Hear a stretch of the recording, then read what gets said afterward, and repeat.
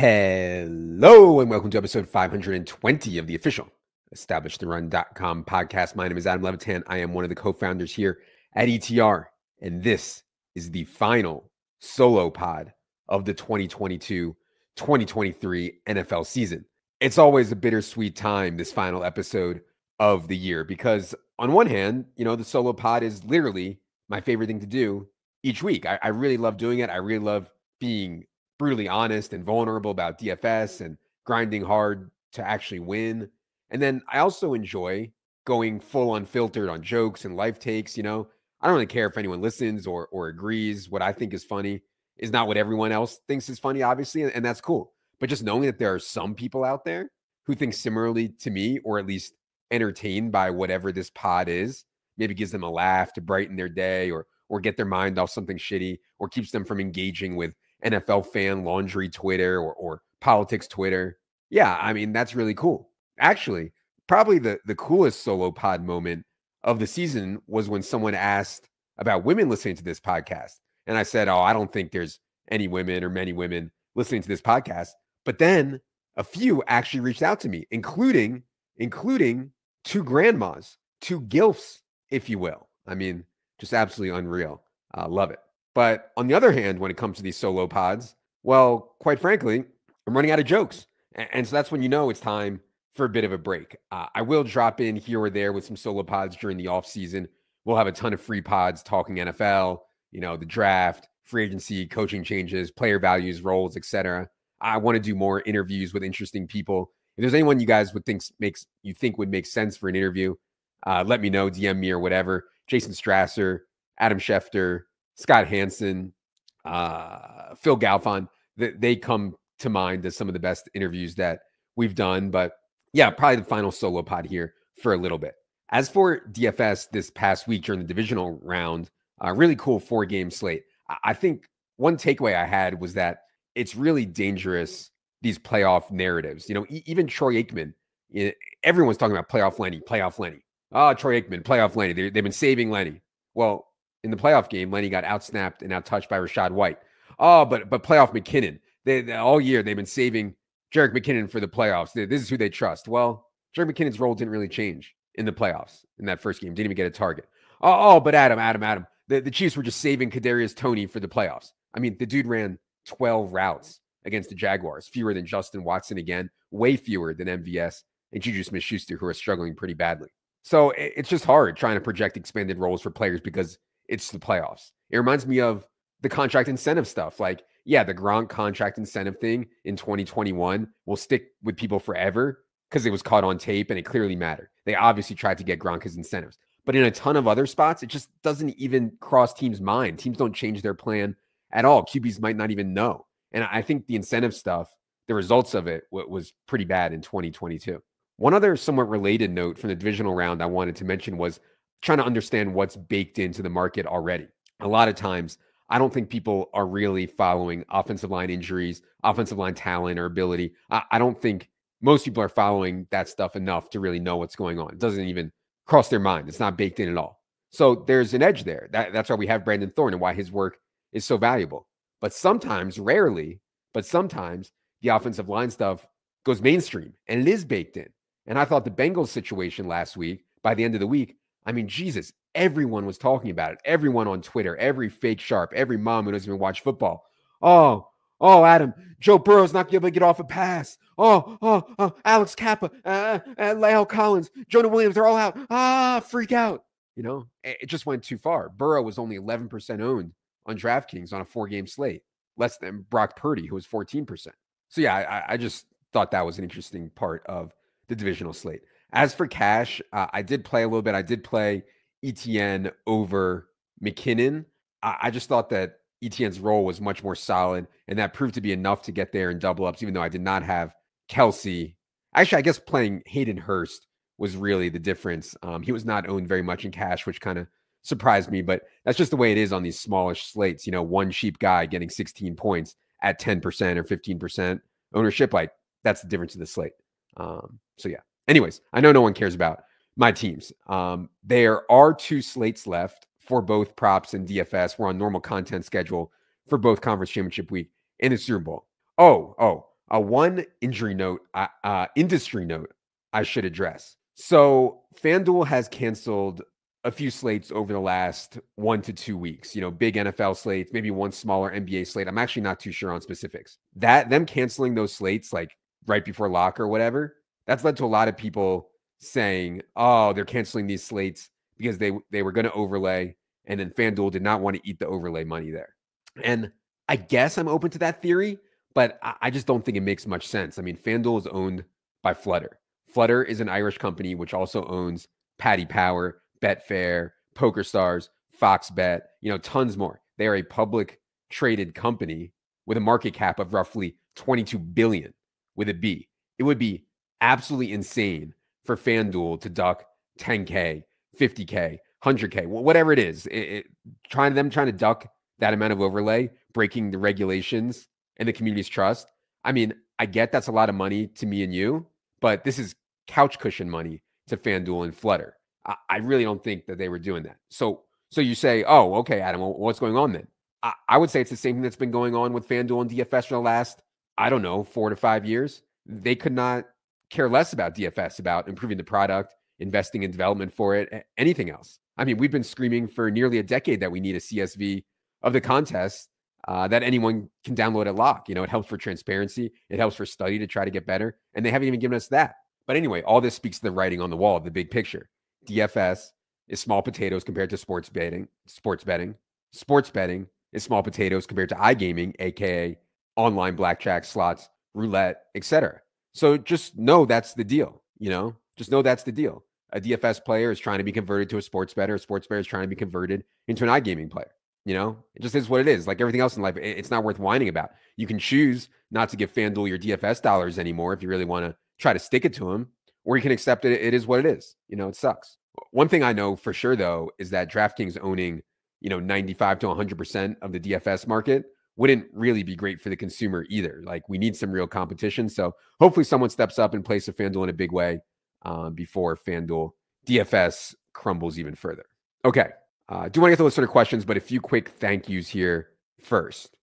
There are so many people behind the scenes at ETR. It's actually overwhelming, to be honest. I know you mostly just hear and see a few of us, but what we do would not be possible without everyone on the team. That means all the people editing the videos, all the people grinding every decimal in the spreadsheet for projections, all the people editing the articles, producing the shows, doing written summaries of the shows, doing audio versions of the articles. Everybody else. Sincere thank you to everyone on the ETR team for a great, great season. Most importantly, though, thank you all, listeners, for listening and subscribing if you did, and following along all season.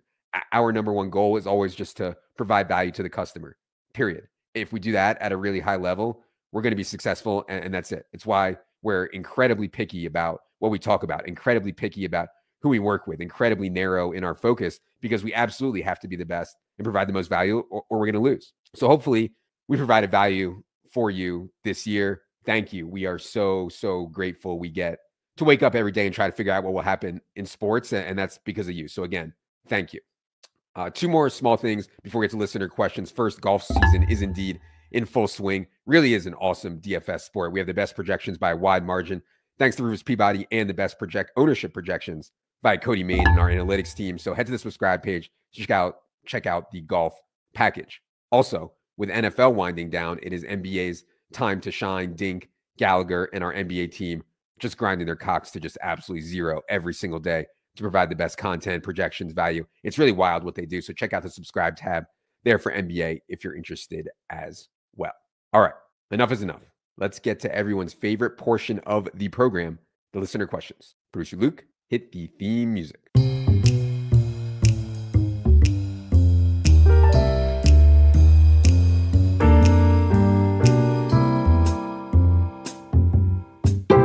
All right. Thanks to everyone for submitting the questions. Going to get to about 8 today. I'll save the rest for an off-season solo pod. Question 1 from Todd.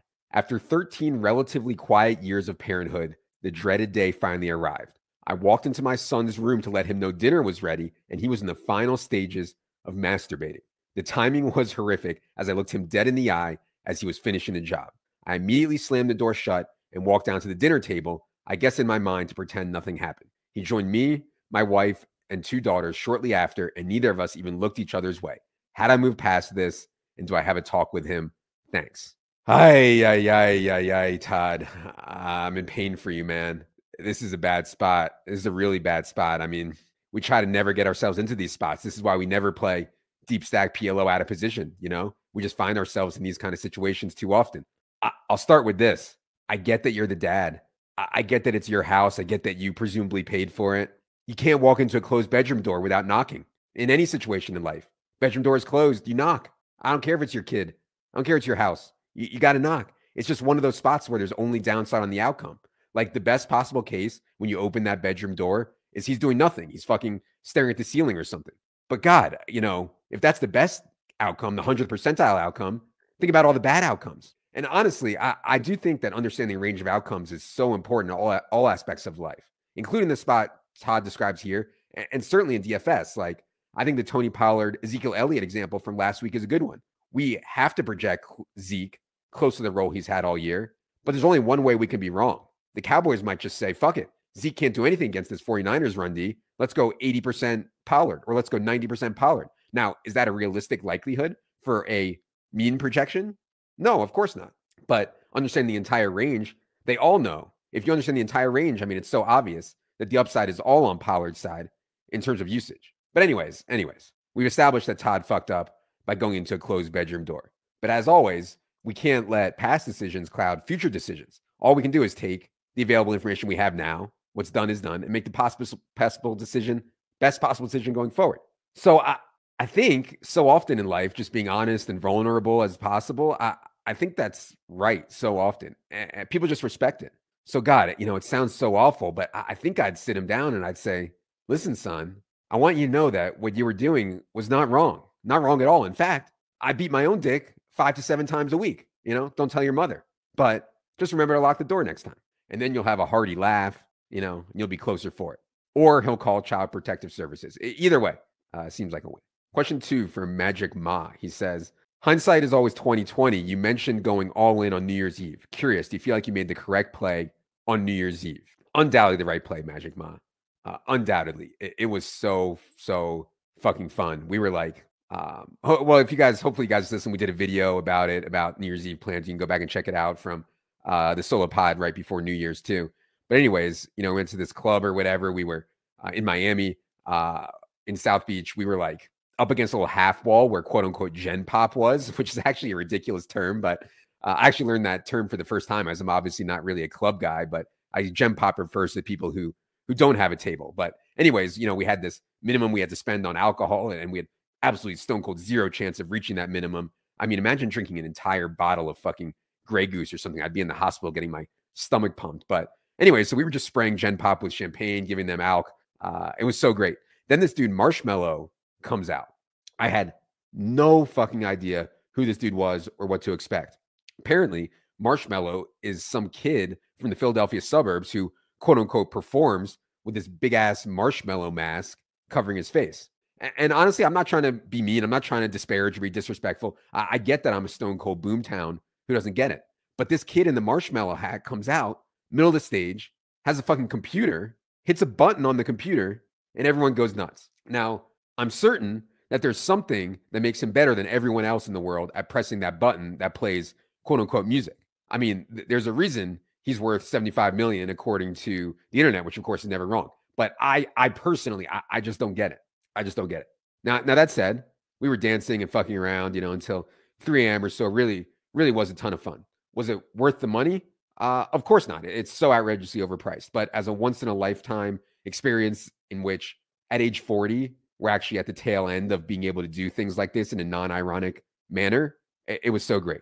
And I do have to say, at the club itself, like everyone was surprisingly cool. I haven't been to an NFL game in a very, very long time, but I am pretty sure the crowd in South Beach on New Year's Eve was much better than the crowd at an NFL game. I mean, everyone's just happy, you know, not the anger you see with laundry bros at NFL games.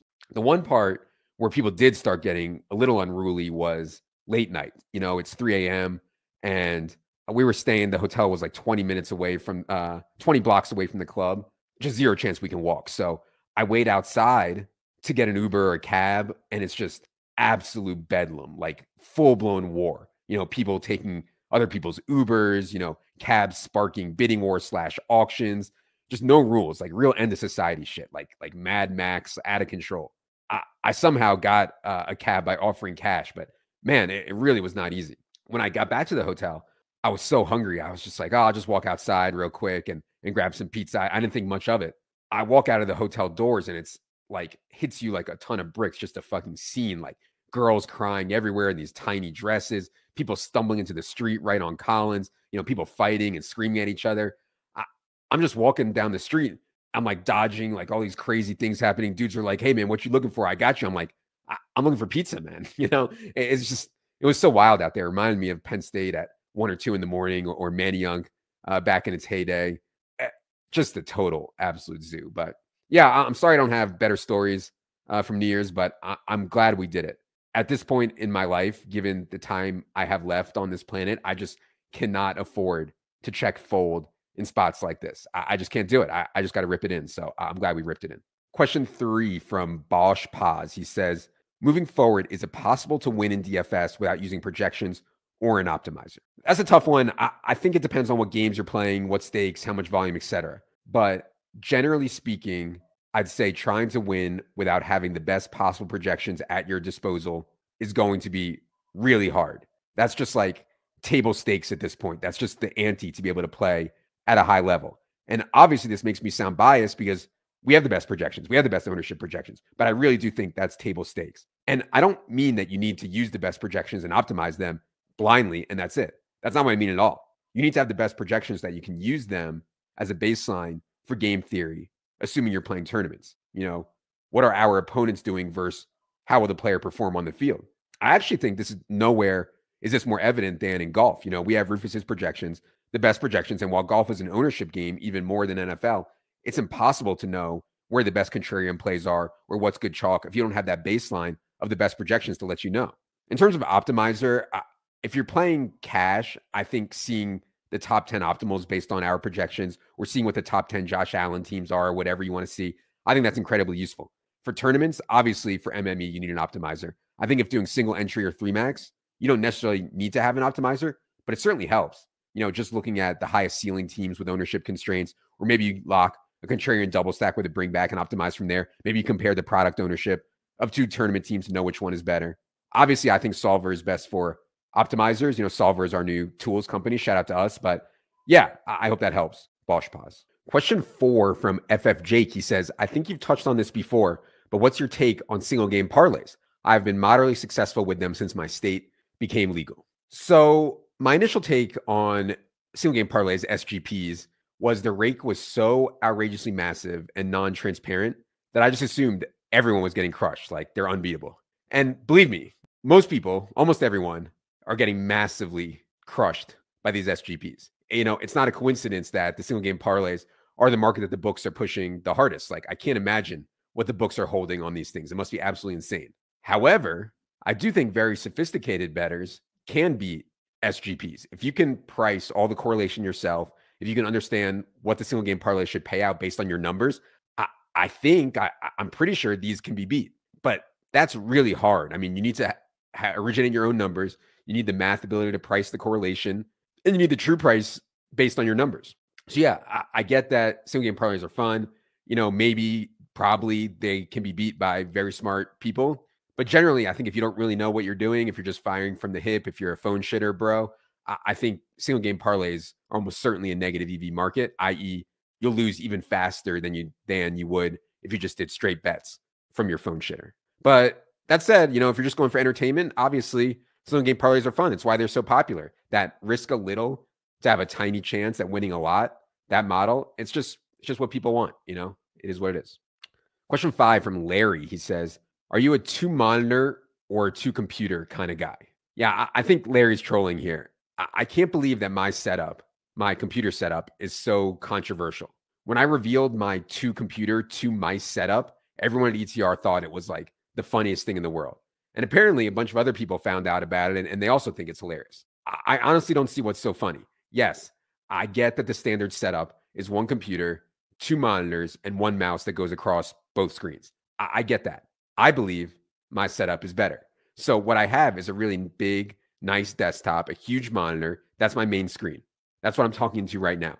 I love this computer, but because I love it, I try not to ask too much of it. It runs the software and the programs that I need. It works perfectly, super smooth, super fast. It's great. And then just to the side of this main monitor, main computer, I have a pretty decent sized laptop. And the laptop is great. When I'm traveling or I need to work from somewhere other than my desk, I just grab my laptop and I go. Easy game. I don't have to redock it, whatever. I just grab it and go. And most importantly, by having two separate computers, I have redundancy. I also keep them cleaner. In other words, if one isn't working great or has a virus or needs a system update or whatever, I always have the other one. And since I'm not asking too much of a single computer, too many programs, too many windows, too much software on either one, both work great. So look, you can call me a boomer. That's fine. But of all the boomtown things that I do, which is a lot, I really don't think this two computer, two mice thing is near the top. I really don't. Question 6 from Zap. He says, I live in Buffalo, but I am not a Bills fan. How do I help support my friends who are sad and think the Bills championship window is still open? I mean, Jesus, Zap, just tell them to grow up. Just grow up. They had nothing to do with the team. They had nothing to do with the outcome. They had nothing to do with using a round 2 pick on a running back instead of wide receiver help. They had nothing to do with Sean McDermott choking off in these big games again. Nothing. I mean, Jesus, Zap, you're getting me all riled up about the Laundry Bros again. I don't want to go down this path today. I really didn't. But man, letting your life or your mood be affected by the athletic performance of some other men that you don't even know, I'm just not ever going to get that. I'm sorry. I know people hate that take, but I just don't get it. Please forgive me. Question 7 from Ben. He says, if you could know the truth behind any secret or mystery, which would it be? Man, I think it has to be the truth about afterlife, God, higher power, whatever you want to call it. There's so many people out there who are so sure that there's a God, that there's afterlife. They dedicate their entire life to it. And there are so many people who are sure of the same thing, but it's a different God. And so there's this like horrible divisiveness in our society about it.